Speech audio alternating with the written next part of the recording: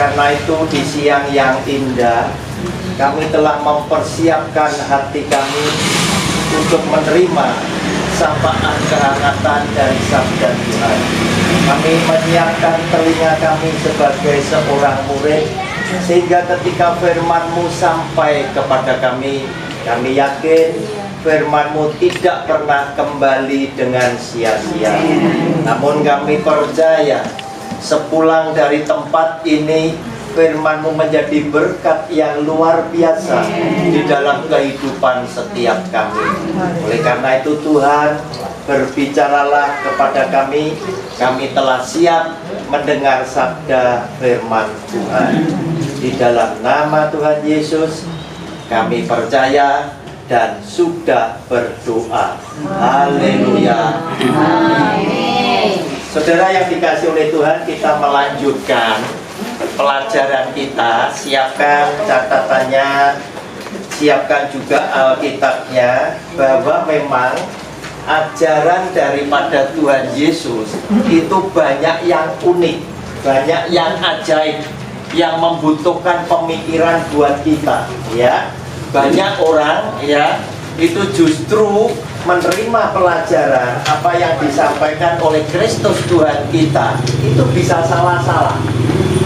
Nah, saudara, hari ini judulnya sudah naik ke surga. Kita sudah peringati kan, Tuhan Yesus naik ke surga. Mengapa Tuhan Yesus bersabda akan menyertai kita sampai kepada akhir zaman? Dia loh sudah naik ke surga, yang menyaksikan tuh 500 pasang mata, ya.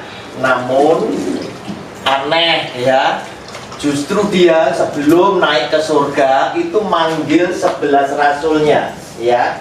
Kita lihat lebih dulu Matius pasal 28 ayat 19 dan 20. 28 ayat 19 sampai 20. Tuhan Yesus itu manggil 11 rasulnya. Yudas tidak di situ, ya.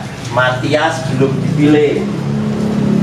Tuhan Yesus bersabda demikian, karena itu pergilah, jadikanlah semua bangsa muridku, dan baptislah mereka dalam nama Bapa dan Anak dan Roh Kudus, dan ajarlah mereka melakukan segala sesuatu yang telah kuperintahkan kepadamu, dan ketahuilah aku menyertai kamu senantiasa sampai kepada akhir zaman.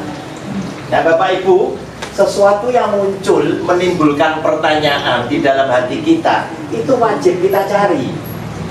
Jangan berhenti di situ terus kemudian karena bingung Alkitabnya ditutup, terus nggak boleh.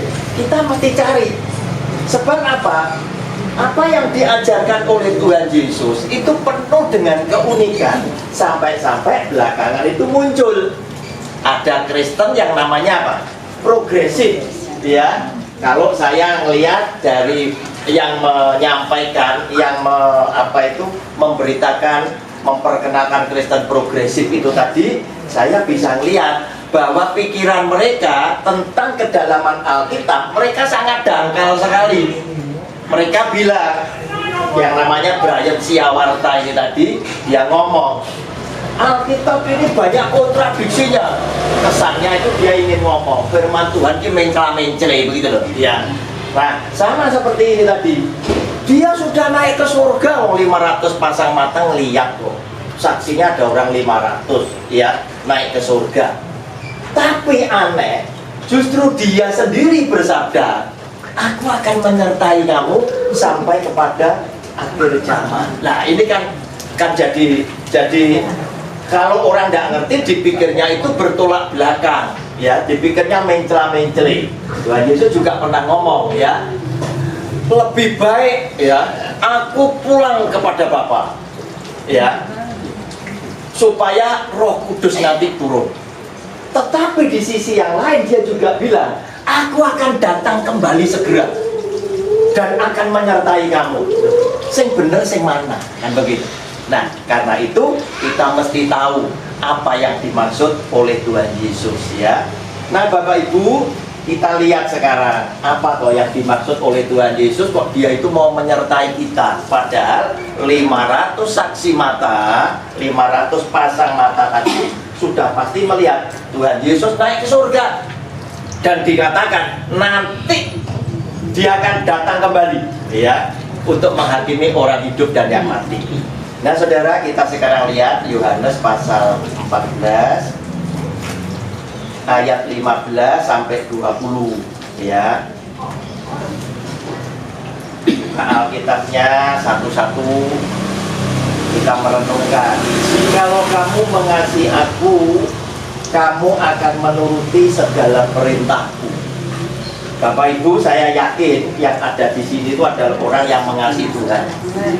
Otomatis setiap perintah Tuhan, firman Tuhan yang Anda ngerti, Anda pahami, Anda akan berusaha melakukan dalam hidup dan tidak ingin itu gagal. Bukti kita cinta sama Tuhan, kita melakukan firman Tuhan. Sebab apa? Kita sudah banyak dikenyangkan oleh saudara-saudara kita yang mengasihi Tuhan, dan ketika mereka tertekan hidupnya atau sedang dalam keadaan sakit, Tuhan yang engkau kasih adalah Tuhan yang membela kamu. Ya, tadi Bu Nunu tadi sudah dikasih mujizat ya, mestinya itu 70% hasil CT scan yang pertama. Tetapi setelah di kateter, lu kok karek 20-30 ya. Ya. Nah, saudara, sesuatu yang indah walaupun tidak pergi ke terawat, ya, minimal ya, punya pengalaman rohani seperti ini tuh harganya mahal, begitu. Harganya mahal, tidak bisa dinilai dengan uang. Waduh, pedih kadung dredeg gitu, ya, ya. Ternyata Tuhan itu melepaskan, ya.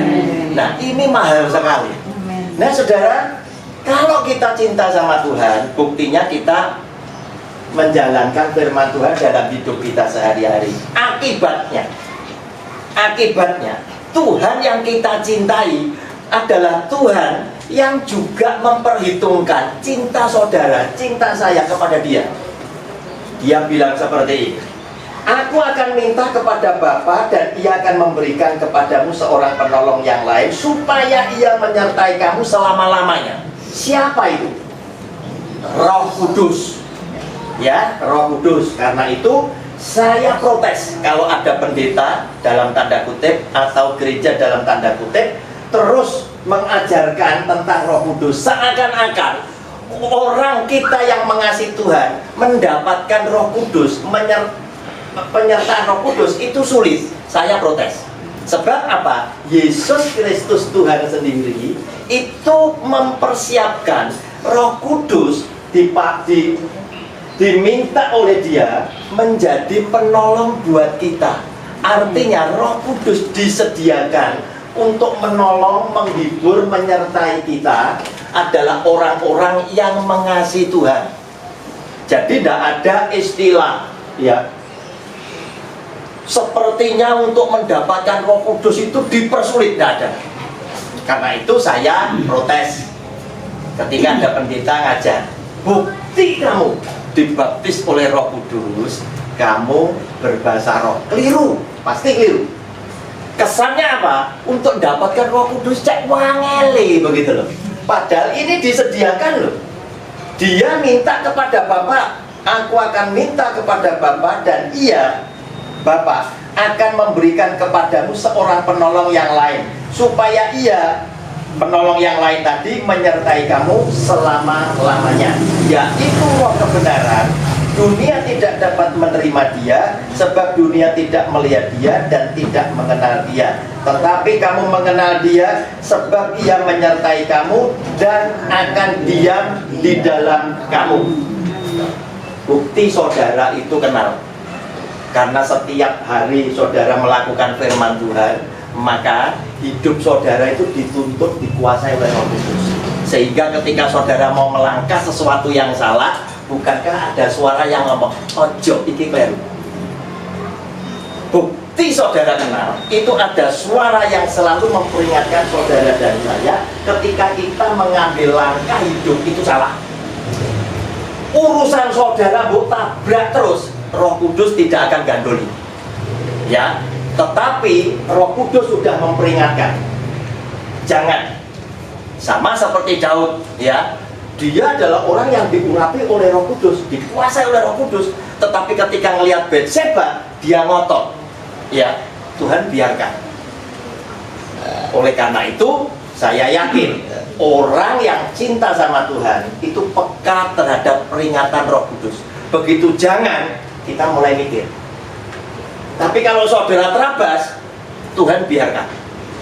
Nah, saudara, kemudian di sini, aku tidak akan meninggalkan. Nah, ini 18. Aku tidak akan meninggalkan kamu sebagai yatim piatu. Aku datang kembali kepadamu. Ini yang seringkali juga ada di dalam pemikiran orang-orang Kristen progresif.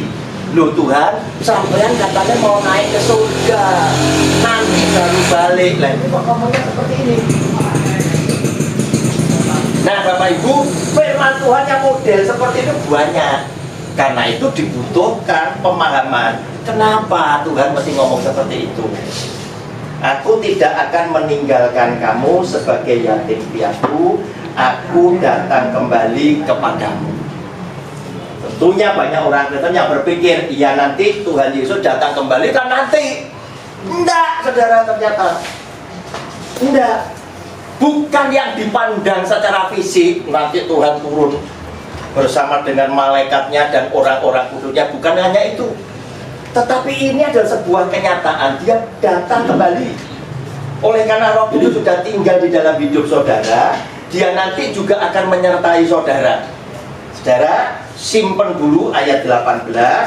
Sekarang kita ke 19.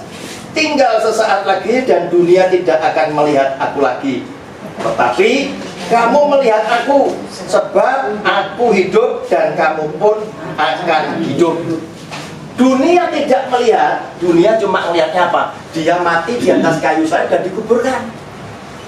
Kemudian ketika dia bangkit, dunia yang gak suka dengan Yesus membuat tipu muslihat, minta supaya serdadu yang menjaga kubur Tuhan Yesus membuat satu pernyataan bahwa murid-muridnya itu mencuri jenazah Tuhan Yesus pada waktu malam.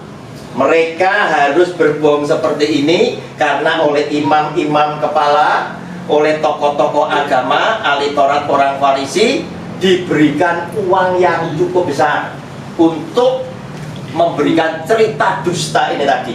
Sehingga sampai hari ini di Israel pun masih banyak orang yang percaya bahwa jenazah Tuhan Yesus itu memang dicuri oleh para muridnya, sehingga orang-orang seperti ini meyakini dia itu tidak bangkit.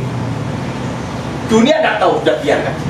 Tetapi kamu tahu aku hidup. Sebab apa? Dia menampakkan 40 hari sampai dengan dia naik ke surga, disaksikan oleh 500 pasang mata orang yang menyaksikan.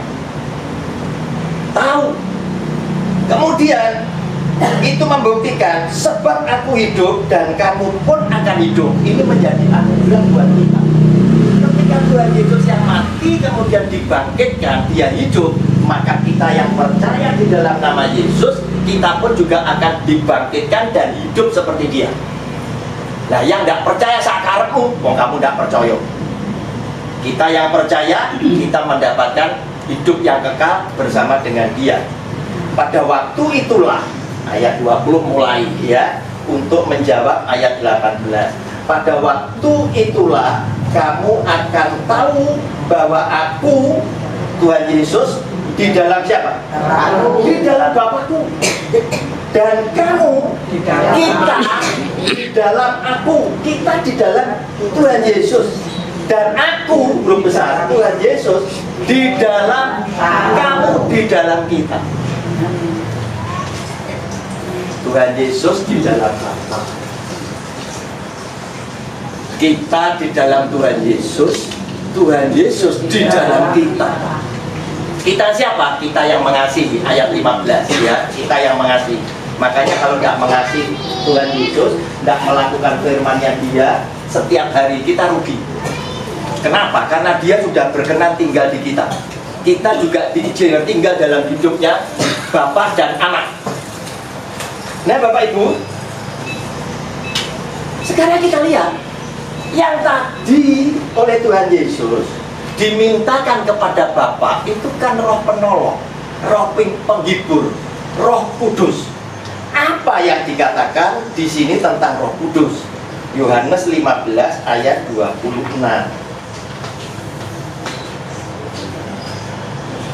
Jikalau penghibur yang akan kuutus dari Bapa datang, yaitu roh kebenaran yang apa? Keluar dari Bapa, ia akan bersaksi tentang aku, tentang Yesus. Roh Kudus ada di dalam siapa berarti? Ada di dalam Bapa, dia keluar dari Bapa, betul? Ya, Tuhan Yesus ada di dalam Bapa, Roh Kudus ada di dalam Bapa, betul ya? Karena Roh Kudus tadi kan keluar dari Bapa. Terus kemudian Tuhan Yesus bilang, kamu di dalam aku dan aku di dalam kamu.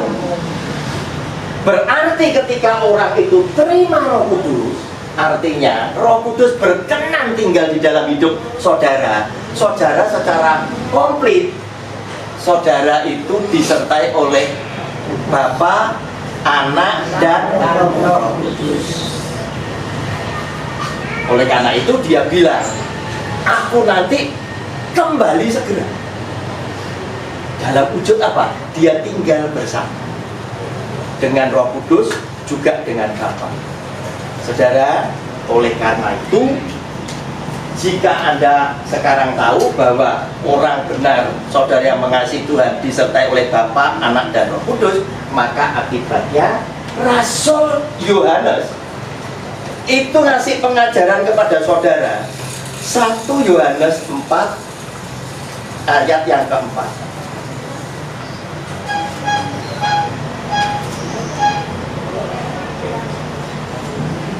Kamu berasal dari Allah, anak-anakku, dan kamu telah mengalahkan nabi-nabi palsu itu. Sebab roh yang ada di dalam kamu lebih besar daripada roh yang ada di dalam dunia. Otomatis karena apa? Roh yang ada di dalam kita siapa aja? Bapa, Anak, Roh Kudus. Makanya saudara nggak usah takut ngadepi hidup ini tadi. Baik tekanan apa saja, sakit penyakit, masalah keluarga, masalah ekonomi, nggak usah takut.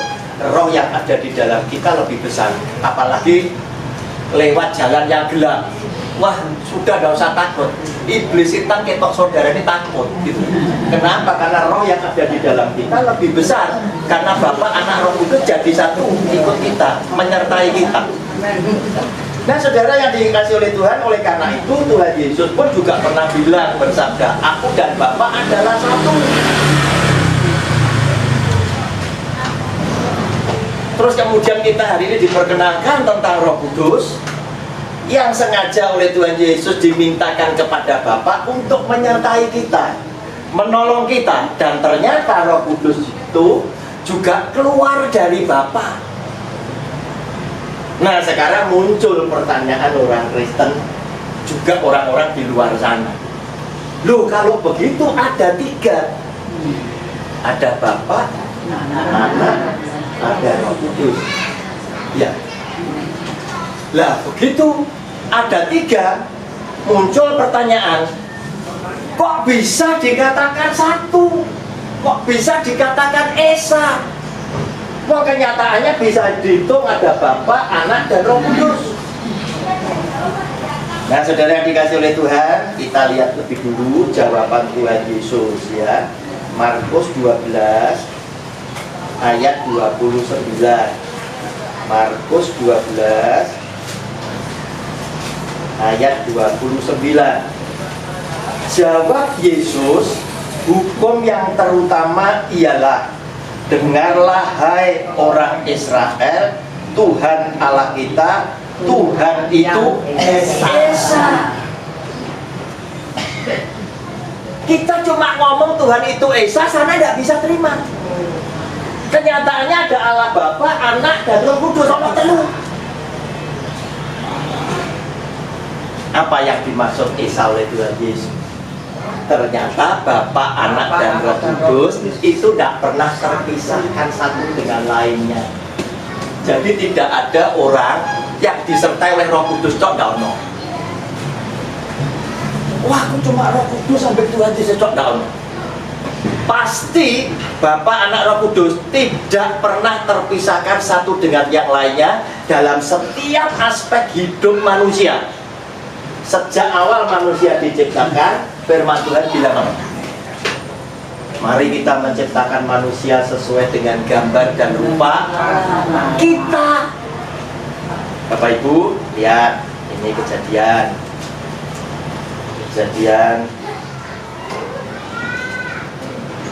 pasal 1 ayat 26.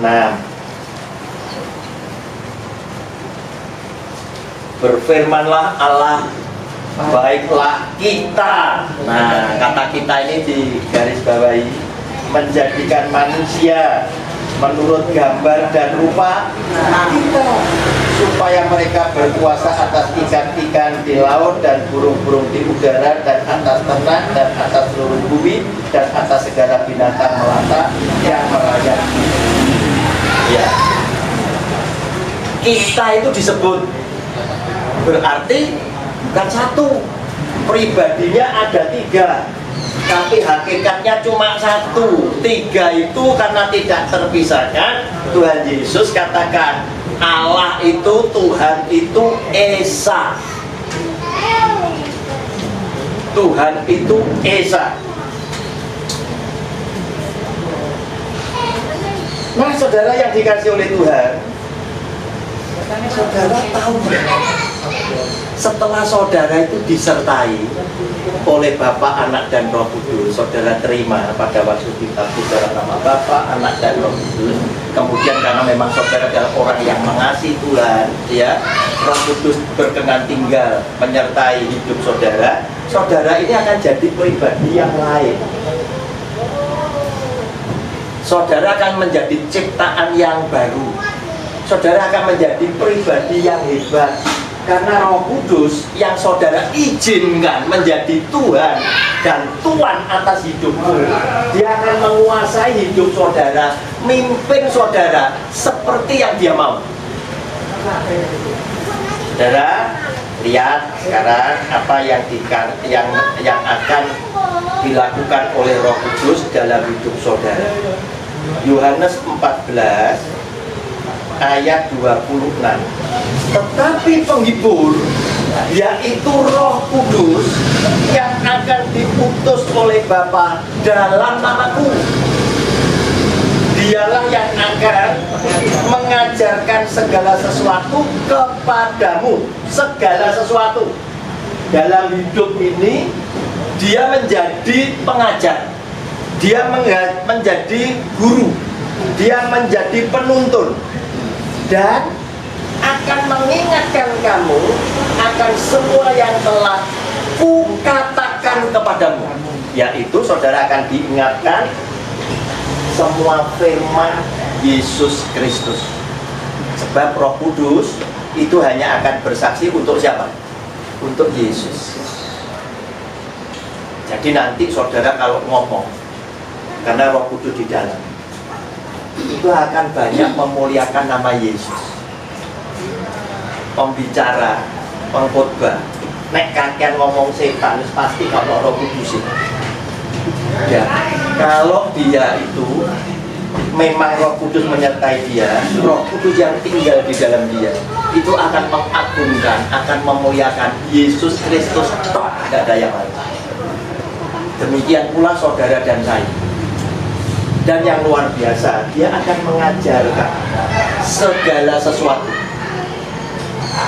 Dia akan menurunkan hikmat kepada saudara, sehingga ketika saudara menghadapi satu masalah, saudara akan lebih tepat mengambil keputusan. Kenapa? Karena Roh Kudus yang saudara persilahkan menjadi Tuhan dan Tuhan, itu akan memimpin kita.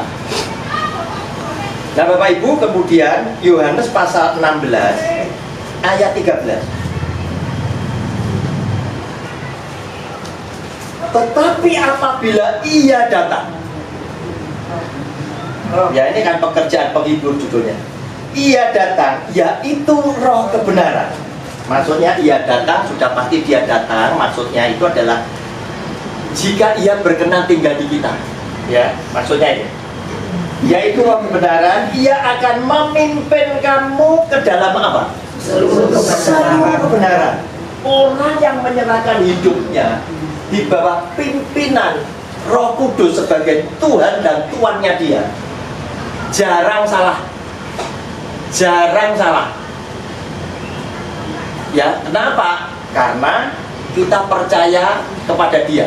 Kita belajar peka terhadap peringatannya dia. Begitu dia ngomong, ojo, kita timbul ragu-ragu, kita nggak melangkah dulu. Dia memimpin saudara ke dalam seluruh kebenaran, sebab ia tidak akan berkata-kata dari dirinya sendiri, tetapi segala sesuatu yang didengarnya, itulah yang akan dikatakannya. Roh Kudus itu akan mendengarkan suara Tuhan Yesus. Kenapa? Karena dia akan bersaksi untuk Tuhan Yesus semata-mata. Tetapi segala sesuatu yang didengarnya itulah yang akan dikatakannya, dan ia akan memberitakan kepadamu apa saudara? Hal-hal yang akan datang. Saudara, orang cari ilmu harus puasa mati-matian, ya, supaya jadi orang sakti. Orang Jawa bilang roh sak gurunge pinara, ya. Yang belum terjadi bisa tahu. Saudara nggak perlu poso akeh-akeh bari ini mari mangan jangan asem. Siapa? Oh, sobat ini ya. Tak pikir jangan asem itu wajib. Kok nggak pernah pecel apa pernah apa gitu. Nah saudara, ternyata ini tadi saudara, Roh Kudus yang berkenan tinggal di dalam kehidupan kita itu juga akan memberitahukan kepada saudara dan saya sesuai dengan kehendak dia, kebutuhan dia. Siapa yang dipercaya dititipi pesan untuk saudara tahu akan hal-hal yang akan datang dalam bentuk apa? Nubuat. Saudara dapat pesan dari Tuhan, diperintah oleh Tuhan, ya, bunuh, hugem sampai no kepada jemaat KTB lansia, ya, itu pesan dari Tuhan. Syaratnya apa? Apapun yang dikatakan oleh Tuhan, kalimatnya nggak boleh ditambah, nggak boleh dikurangi. Harus seperti apa yang Tuhan sampaikan. Kenapa? Karena Anda ngomong itu sebagai penyambung lidah Tuhan, sebagai alat, tidak boleh merubah. Oleh karena itu, karunia nubuat dulu itu yang punya itu cuma nabi. Nabi itu sering komunikasi dengan Tuhan. Nabi menyampaikan sabda Tuhan, disampaikan apa adanya, baik sabda ini untuk rakyat maupun untuk pejabat atau untuk raja. Makanya celaka, banyak nabi dibunuh gara-gara apa? Kalimatnya tidak boleh diganti, sehingga nabi kalau ngomong karena atas nama Tuhan, rojone bisa tersinggung. Seperti Yohanes Pembaptis ngomong sama Herodes, tidak halal kamu mengambil Herodias sebagai istrimu. Ngamuk Herodes, ya, tapi mau membunuh mesti takut. Ada kesempatan Herodes mati. Nah, Bapak Ibu, itulah yang disebut di dalam firman Tuhan ini. Kamu akan tahu tentang hal-hal yang akan datang. Tuhan sengaja kasih tahu kepada seseorang, mungkin itu harus disampaikan kepada kelompok tertentu, dan ini pasti terjadi. Ini pasti terjadi. Kenapa? Kita lihat Ulangan 18 ayat 20 sampai 22. Kalau tidak terjadi berarti palsu, begitu Bapak Ibu. Ulangan 18 ayat 20 sampai 21. Tetapi seorang nabi yang terlalu berani untuk mengucapkan demi namaku perkataan yang tidak kuperintahkan, untuk dikatakan olehnya, atau yang berkata demi nama Allah lain, hanya huruf kecil, nabi itu harus mati. Wong aku orang ngongkon, kamu kok ngomong ngawur aja ya toh? Pakai namanya dia, tidak disuruh, atau untuk Allah lain, ya. Jika sekiranya kamu berkata dalam hatimu, bagaimanakah kami mengetahui perkataan yang tidak difirmankan Tuhan? Bagaimana kita tahu kalau yang diomong itu bukan berasal dari Allah? Ayat 22 menjawab, apabila seorang nabi berkata demi nama Tuhan dan perkataannya itu tidak terjadi dan tidak sampai, maka itulah perkataan yang tidak difirmankan Tuhan. Dengan terlalu berani nabi itu telah mengatakannya, maka janganlah gentar kepadanya. Contoh yang paling gampang saya pakai adalah karena di medsos sudah muncul dan viral, ya toh? Seorang pendeta yang punya banyak jemaat itu ngomong, saya diutus oleh Tuhan Yesus untuk menghadapi COVID-19, ya. Gak terjadi, berarti palsu, begitu saudara ya. Dan Tuhan nasihati, jangan gentar model dengan orang gini, walaupun dia ini pendeta, ya kenapa? Palsu. Buktinya loh, dia ngomong atas nama Tuhan Yesus orang kelakon, malah mau ditutup PKB waktu itu, ya. Kumpul-kumpul tidak boleh, jam kerja dibatasi, malah modal madu, ya. Berarti palsu. Nah saudara yang dikasih oleh Tuhan, nubuat ini tadi termasuk dari salah satu karunia Roh Kudus yang dicatat dalam 1 Korintus 12 ayat 1 sampai 11. Nubuat. Dan dari 9 karunia itu tadi, saya yakin nubuat ini adalah 9 karunia Roh Kudus yang punya rating paling tinggi. Ratingnya paling tinggi itu nubuat. Sebab apa? Orang yang bisa bernubuat harus sahabat Allah, punya kedekatan istimewa dengan Tuhan, sehingga Tuhan berkenan. Aku titip pesen ya orang sampai. Kalau tidak cedek, tidak soulmate, tidak dikasih tahu. Ini yang paling tinggi dari 9 karunia yang ditulis dalam 1 Korintus 12 mulai ayat 1 sampai dengan 11. Sampai 11. 1 Korintus pasal 12 ayat 1 sampai 11. Nah Bapak Ibu, kenapa saya berani berkata ini rating paling tinggi?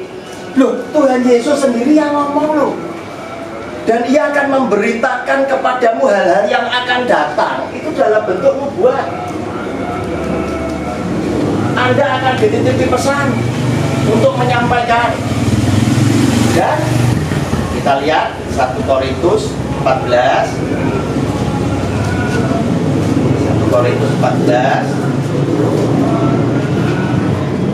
ayat 1 sampai dengan ayat 7 supaya saudara tahu. Sementara anak-anak Tuhan, orang Kristen itu ngejarnya itu bahasa roh. Ada bahasa roh itu kalau saudara tidak ada yang apa itu bisa menafsirkan, nggak ada gunanya, tidak membangun siapa-siapa kok. Bisa membangun diri saudara. Tetapi jangan di tempat ibadah Anda umbar, ada aturannya dalam pertemuan jemaat. Paling banyak 2 atau 3 orang aja cukup. Itu pun kalau ada si menafsirkan. Kalau tidak ada si menafsirkan, nggak usah bahasa roh. Sampean ngomong, sampean yo ndak ngerti, sing ngrungokne yo gak roh. Ya, tetapi suka orang Kristen sok gaya, begitu loh. Iya, padahal lihat sekarang ratingnya seperti apa ya. Kalau saudara mau beli barang di online, di Shopee gitu, kan mesti saudara lihat loh, ini komennya seperti apa ini, sepatu ini, sandal ini apa, kan gitu ya. Nah itu lihat ya. Sekali lagi tentang karunia roh ya, 1 Korintus 14. Kejarlah kasih itu dan usahakanlah dirimu memperoleh karunia-karunia roh, terutama karunia bernubuat. Kalau saudara mau dapat karunia bernubuat, syaratnya saudara adalah orang yang harus istimewa mengasihi Tuhan, supaya Tuhan juga membalas kasih saudara. Jadi soulmate Tuhan. Sama seperti Abraham disebut apa? sahabat Allah. Sampai-sampai ketika Sodom dan Gomora mau ditunggang balikan, Tuhan ini loh moro sama Abraham terus curhat. Abraham, Sodom dan Gomora dosane ndak karuan akan tak jungkir balikan. Abraham mulai diskusi, Tuhan, ada Lot ponakanku. Mosok. Iya. Mosok Tuhan yang adil akan membunuh orang benar bersama orang jahat. Sempat ini tadi, sudah. Tuhan yang datang untuk diskusi. Kemudian Tuhan menyelamatkan Lot orang benar itu.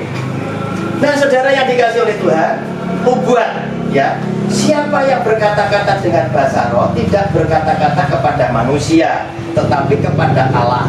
Sebab tidak ada seorang pun yang mengerti bahasanya oleh roh, ia mengucapkan hal-hal yang rahasia. Tetapi siapa yang bernubuat, ia berkata-kata kepada manusia, ia membangun, menasehati dan menghibur. Siapa yang berkata-kata dengan bahasa roh, ia membangun dirinya sendiri. Tetapi siapa yang bernubuat, ia membangun jemaat. Sebab apa? Yang disampaikan itu adalah bahasa manusia. Saya ngomong, saudara ngerti, jemaat terbangun. Kalau saya dititipi pesan daripada Tuhan. Ayat 5, aku suka supaya kamu semua berkata-kata dengan bahasa roh, tetapi lebih daripada itu supaya kamu bernubuat. Berarti ratingnya tinggi mana? Tinggi nubuat. Tapi kenapa orang kok suka bahasa roh? Karena sing palsu, saudara angel niteni, begitu ya. Iki palsu, saudara ya kayak nyekel. Tapi kalau nubuat, dia ngomong banyak catet aja, gitu. Begitu tidak terjadi, saudara langsung bisa menangkap iki palsu, iki asli. Kalau bahasa roh, bingung, gitu. Saudara paling ngomong apa? Dari buahnya lah, buah kehidupan orang ini baru saudara nyariin. Ini asli atau palsu. Lanjut.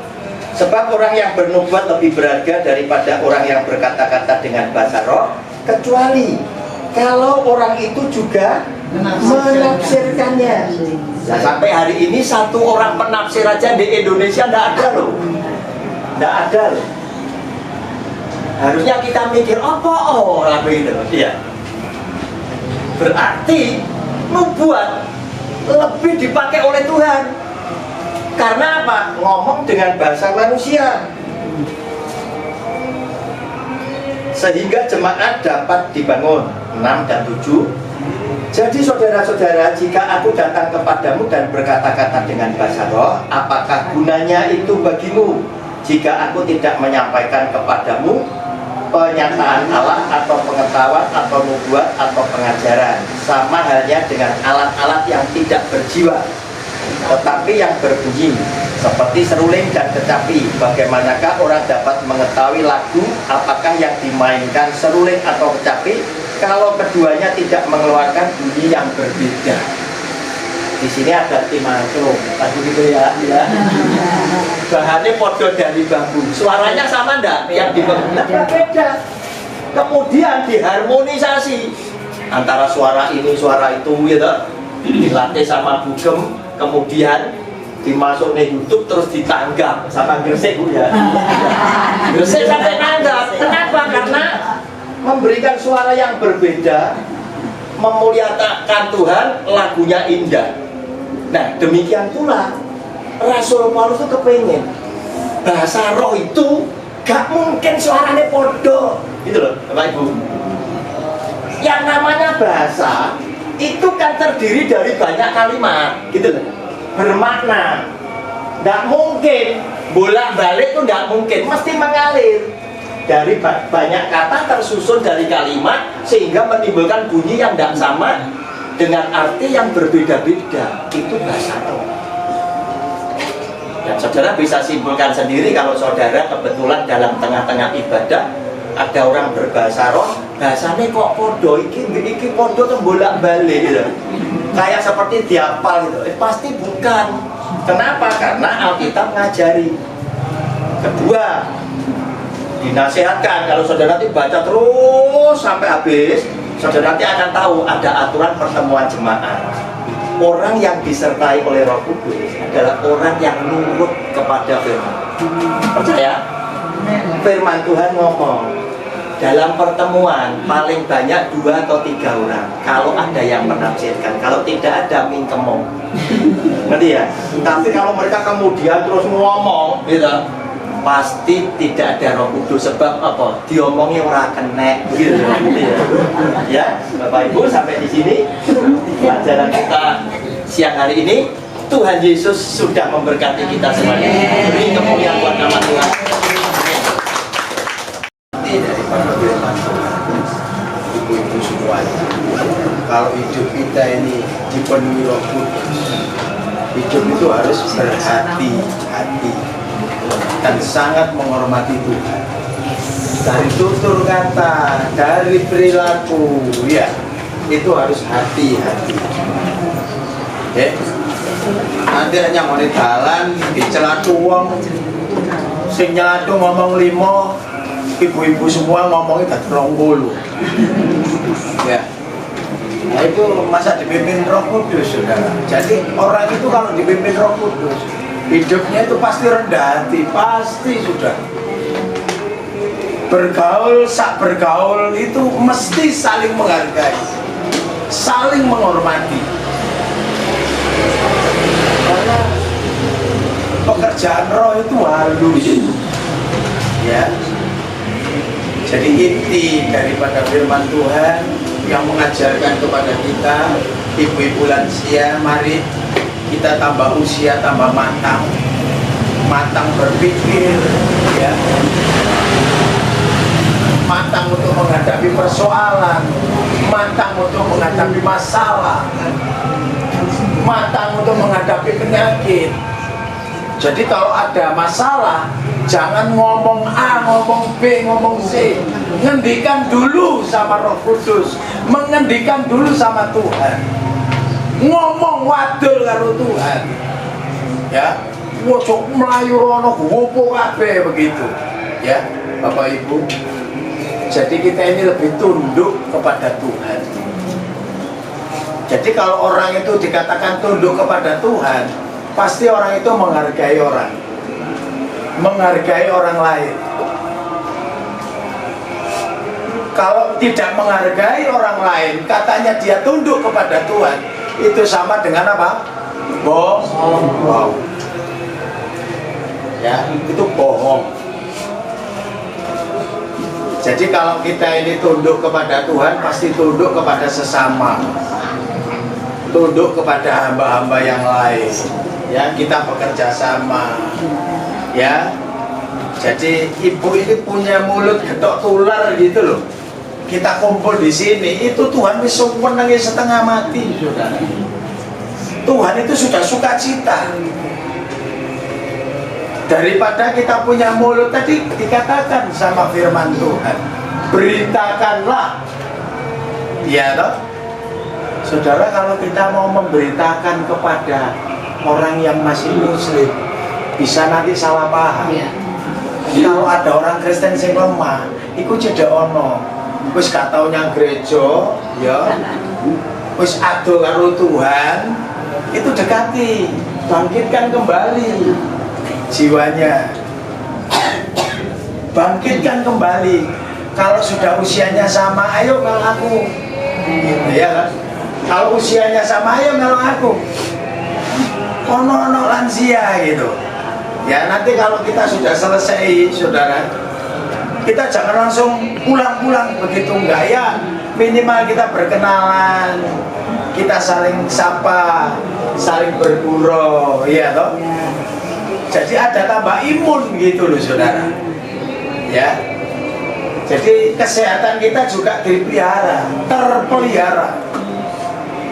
oleh firman Tuhan pada pagi siang hari ini. Terima kasih Pak Roni, firman Tuhan yang sudah mengajarkan kepada kita. Makanya kita punya mulut, punya tingkah laku harus hati-hati. Hati-hati, ya, hati-hati.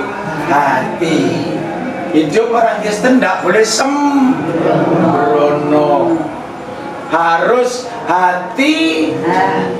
Lek utang ya kudu utang ya utang, gak apa-apa manusia hidup utang, tapi harus diselesaikan, dibayar. Aja lek utang terus gak nyaur iku wis jelas kan ora kudu saudara, wis ngomong sundel langit ya wis percuma dadi wong Kristen. Ya. Jadi lek utang ya kudu aku utangku 10.000 ya Bu, ya tambahin ya Bu, aku duwe berkah. Nanti lek pinjam lagi gak sungkan gitu ya. Iya lah. Ya lek ya aku terus nyelemput iki sing susah. Ya. Jadi firman Tuhan itu luar biasa. Pekerjaan Tuhan Yesus itu luar biasa. Pekerjaan Roh Kudus itu luar biasa. Oke, ibu-ibu semangat. Semangat. Semangat menghadapi persoalan. Semangat menghadapi masalah. Semangat menghadapi kesulitan keuangan. Semangat menghadapi sakit penyakit. Ya, andalan kita siapa? Tuhan Yesus itu andalan yang utama dalam hidup orang percaya. Saudara-saudara berharap penuh mujizat itu pasti terjadi. Duduk bunuh tok sing terjadi mujizat, yang lain pasti terjadi.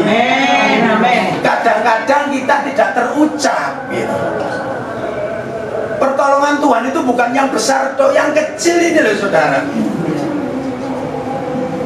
Ya, saudara mungkin ditotol sepeda, tapi saudara sehat, biarpun lugur gitu ya. Ya, seperti ibu kalau nggak salah Bu, kepleset yang jeding kamar mandi itu kan bahaya loh. Kepleset di kamar mandi itu bahaya. Biasanya kepala ini terbentur. Sampai saat ini bisa selamat, sehat, itu anugerah saudara.